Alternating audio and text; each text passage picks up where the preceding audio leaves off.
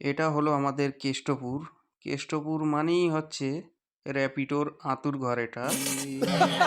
তো এইখানে যত বাইক দেখতে পাচ্ছ সব র্যাপিডো।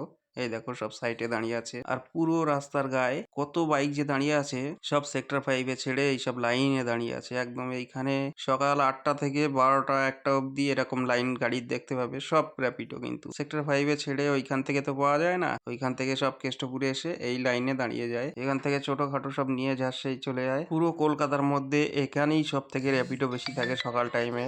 কলকাতার মধ্যে মনে হয় ২০% বাইকের এই শুধু এই এরিয়ার মধ্যেই থাকে। কেষ্টপুর, তারপর এই সেক্টর 4, তারপর কিছু নিউ টাউনের দিকেও চলে যায়। তো সব থেকে বেশি থাকে এইখানেই। এই দেখো লাইনে দেখতে থাকো ভিডিও, কতটা খালি গাড়ি দাঁড়িয়ে আছে সব আশেপাশে। এইখানে প্যাসেঞ্জার নিয়ে আসা মানে তোমার দিনটা হয়তো বরবাদও হয়ে যেতে পারে, কেননা এইখান থেকে পাওয়া খুব মুশকিল। কারণ এত গাড়ির মধ্যে কত ভাড়া কত লোক আর বুকিং করবে।